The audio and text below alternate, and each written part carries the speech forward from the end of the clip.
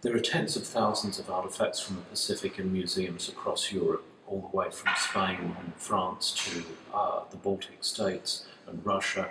Many of those museums have not been researched deeply for many years.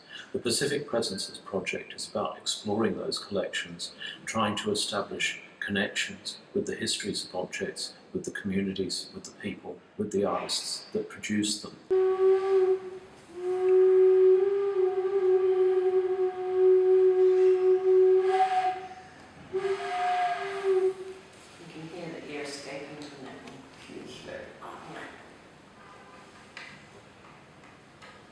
We're also interested in who collected and why. Explorers, missionaries, artists, ethnographers, many other people gathered material culture, gathered art in the Pacific, brought it back to Europe, constituted collections, and used those collections for various purposes, for knowing the world, for exploring their own artistic practice, for creating civic institutions in Europe. We want to understand the formation of museums like this one more deeply.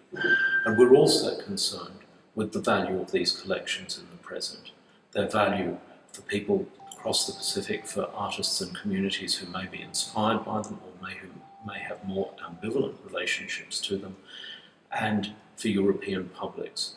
What can World Cultures collections from the Pacific offer the diverse multicultural communities of Europe today?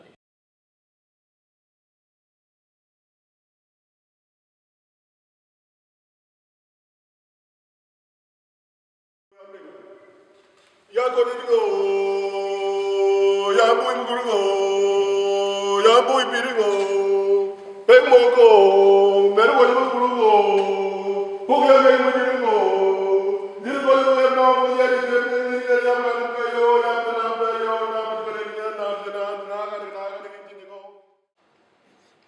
This sculpture is one of the most famous Pacific artifacts in the collections of the Museum of Archaeology and Anthropology.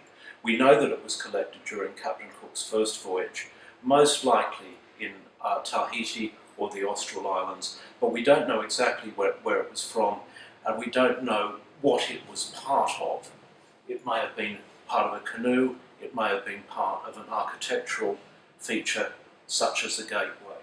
In a way, the enigma of it is the enigma of all collections. It's been detached from something else, and the challenge for us is to reconnect it with its context, with its significance, with its history.